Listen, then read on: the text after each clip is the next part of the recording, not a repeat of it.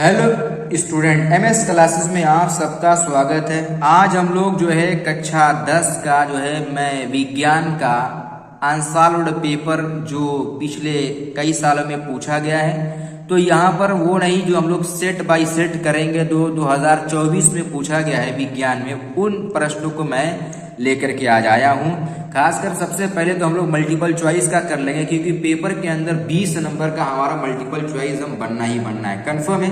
तो जब तक हम लोग को अगर ये एक एक नंबर वाला क्वेश्चन टिक मार के हल करना है, तो आप लोग अगर इसको ढंग से हल करेंगे तो आप लोग को ये वाला जो है 20 नंबर कहीं जाने वाला नहीं है।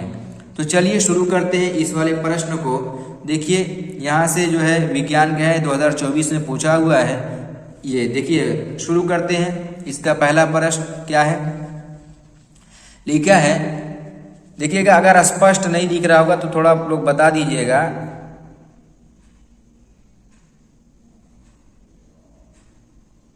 उम्मीद है कि अब थोड़ा बहुत स्पष्ट दिख रहा होगा।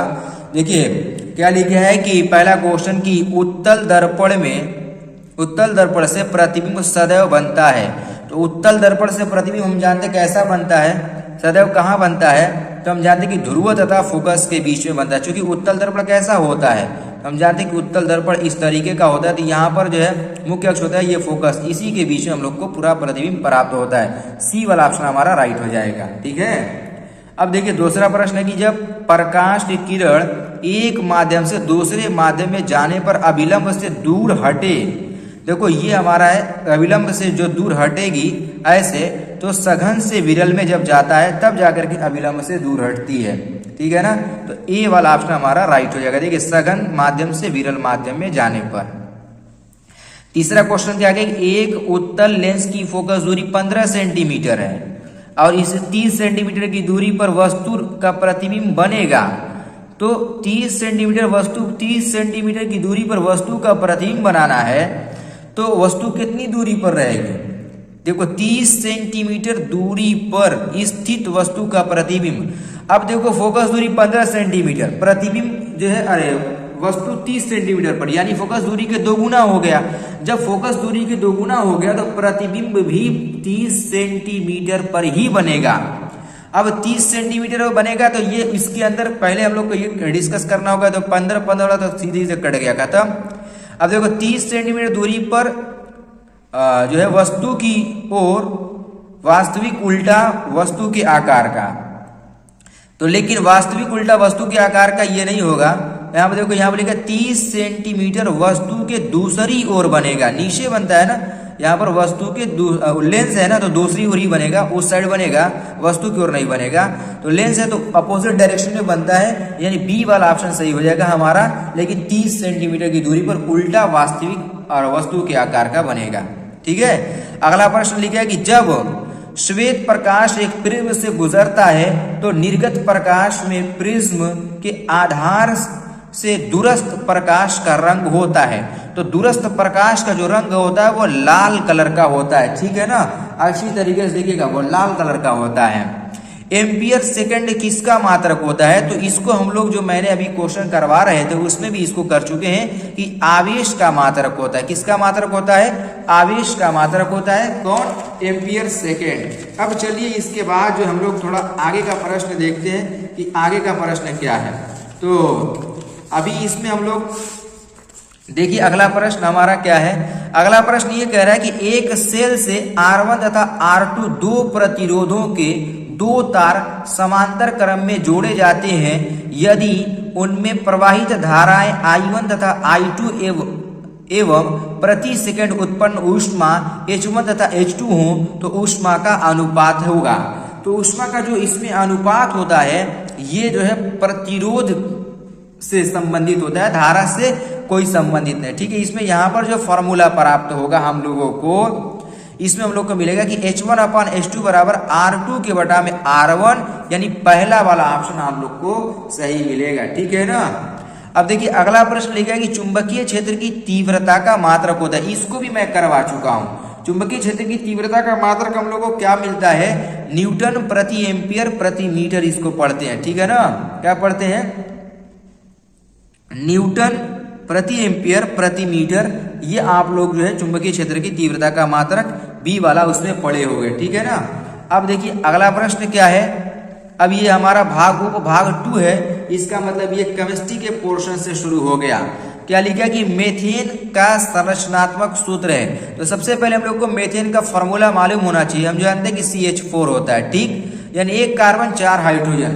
तो 1 कार्बन और 4 हाइड्रोजन किसमें होता है हमारा, तो यहाँ पर देखिए 1 कार्बन 4 हाइड्रोजन हम लोग को यहाँ पर देखने को मिल रहा है, यानी इसका कौन सा ऑप्शन से हो जाएगा, बी वाला ऑप्शन आप लोग को जो है सही देखने को मिलेगा। अब देखिए अगला प्रश्न क्या लिखा है, 9वां प्रश्न लिखा है कि निम्नलिखित में सजातीय श्रेणी, तो सजातीय श्रेणी क्वेश्चन के अंदर पूछा कि सजातीय श्रेणी कौन सी होगी इसमें। तो सजातीय श्रेणी, इसमें सजातीय श्रेणी किसको कहते हैं, जिसमें CH2 का अंतर हो, ठीक है, CH2 का डिफरेंट पाया जाए उसको सजातीय श्रेणी कहते हैं। अब देखो ये C2H4 है, CH4 है, तो इसमें कोई अंतर ऐसा नहीं दिख रहा है। देखो यहाँ पर CH4 CH2 है, C2H6, देखो इसमें 1 कार्बन के बाद देखो इसमें 1 कार्बन और 2 हाइड्रोजन की कमी बेसी है ना, यानी यही वाला इसका ऑप्शन सही हो जाएगा। इसमें CH2 का अंतर हो उसको सजातीय श्रेणी कहा जाता है। देखिए लेड नाइट्रेट का रासायनिक सूत्र, इसको भी हम लोग चर्चा कर चुके हैं पिछले जो मल्टीपल चॉइस का क्वेश्चन किया उसके अंदर। पहला वाला ऑप्शन सही हो जाएगा PbNO3 ट्वाइस, ठीक।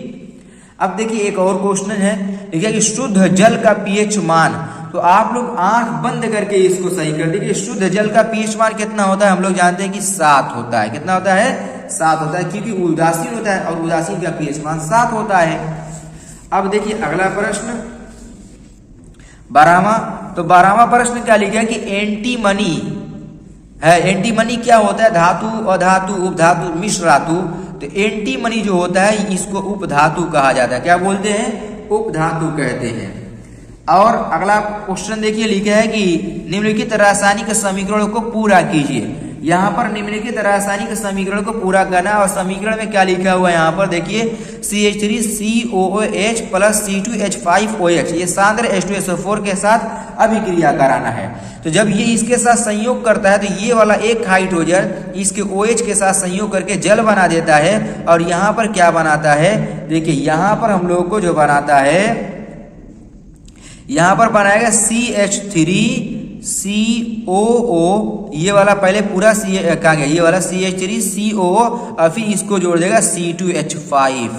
तो यहाँ पर देखिए इस तरीके का कोई दिख रहा है, ये सी वाला ऑप्शन में हम लोग को दिख रहा है। इस तरीके से ये क्वेश्चन हम लोग को करेंगे। ये वाला हो गया हमारा केमिस्ट्री का भी पोर्शन कंप्लीट हो गया, फिजिक्स का और केमिस्ट्री का एक सेट एक हम लोग कर लिए।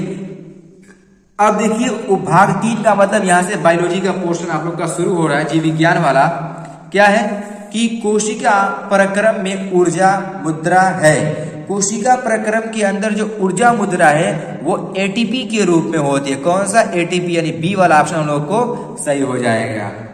अब देखिए पित्त रस का स्राव होता है। पित्त रस का जो स्राव होता है वो कहाँ पर स्राव होता है, पित्ताशय द्वारा, यकृत द्वारा, और यहाँ पर जो है अग्नाशय द्वारा, अमाशय द्वारा।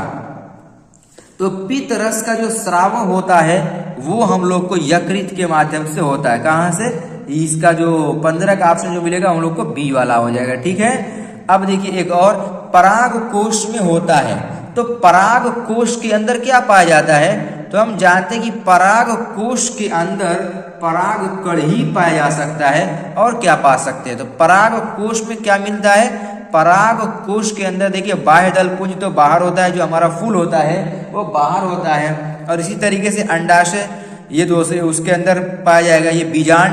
तो पराग कोश के अंदर पराग कण पाया जाता है, यानी डी वाला ऑप्शन आप लोग को सही हो जाएगा।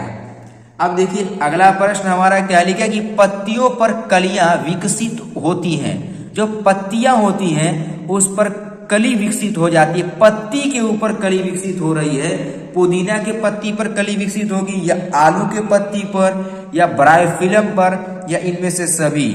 तो जो ब्रायोफिलम की पत्ती होती है ना, उसके पत्ती पर जो है पत्तियों पर जो है कलियां विकसित हो जाती है, यानी सी वाला ऑप्शन आप लोग का राइट हो जाएगा। अब एक और क्वेश्चन देखिए, यहाँ पर हम लोग पूरा 20 क्वेश्चन का टारगेट है, हम लोग पूरा 20 प्रश्न करेंगे क्योंकि एक बार में एक सेट का सारा क्वेश्चन कर लेंगे। अब देखिए अगला प्रश्न क्या है, एक लिंगी फूल का उदाहरण है। तो एक लिंगी फूल का जो हमारा उदाहरण है, पपीते का फूल, गुलाब का फूल, सरसों का फूल या आम का फूल। तो एक लिंगी के अंदर जो है पपीता आता है, क्योंकि पपीते के अंदर नर और मादा पेड़ जो होता है वो अलग अलग होता है। दोनों में रिप्रोडक्शन सिस्टम, जो सेक्सुअल रिप्रोडक्शन सिस्टम होता है, वो दोनों में फर्टिलाइजेशन की क्रिया जो है अलग अलग होती है। तो ये पपीता जो होता है, इसमें नर पेड़ को भी लगाया जाता है खेती के समय, और मादा पेड़ तो लगा ही रहता है। जिसमें पपीता लगता है वो मादा पेड़ होता है, और नर पेड़ पपीते के अंदर कभी जो है पपीता नहीं लगता है। तो ये ही एक लिंगी हो जाएगा, हमारा ए वाला ऑप्शन आपका राइट हो जाएगा। ठीक, अब चलिए अगला प्रश्न देखते हैं। अगला प्रश्न ये कह रहा है कि एक स्वस्थ मनुष्य में सामान्य रक्तदाब, तो जो रक्तदाब की बात करें तो जो सामान्य तौर से जो रक्तदाब होता है वो कितना होना चाहिए, तो वो हम जानते हैं कि 120 के बटा में जो 80 होता है, ये सामान्य मनुष्य के लिए यही रक्तदाब होता है। कितना? 120 के बटा में 80। चलिए आज का जो है अगला प्रश्न जो है अंतिम प्रश्न कहते हैं मल्टीपल चॉइस का, पहले सेट का आज हम लोग अंतिम प्रश्न समाप्त कर लेंगे। लेकिन है कि निम्नलिखित में कौन सा आहार श्रृंखला का निर्माण करता है? आहार श्रृंखला का निर्माण करना है, कौन सा करता है? घास, गेहूं, आम। ये क्वेश्चन आपका पर्यावरण के लेसन में मिल जाएगा, ये ठीक है ना, वहां पर आप लोग देख भी सकते हैं 2024 में पूछा है कि नहीं पूछा है, आपको दिया भी होगा। यहाँ पर देखिए जो इसका ऑप्शन होगा बी वाला ऑप्शन सही होगा। घास, बकरी और मानव जो है यही आहार श्रृंखला का निर्माण करता है। कौन? घास, बकरी और मानव, ये जो है हमारे आहार श्रृंखला का निर्माण करते हैं। इस तरीके से अगर आप लोग बने रहेंगे तो हम लोग जो है पूरे सेट को लगभग करने का प्रयास करेंगे, ताकि सभी का सभी सेट हम लोग आसानी के साथ कर लें। ये हमारा सेट था 2024 का एक सेट पूरा हम लोगों ने आज हल कर लिया। उम्मीद है कि सारा क्वेश्चन आप लोग पहले ही से हल करके रखे होंगे और आपको समझ में भी आ गया होगा।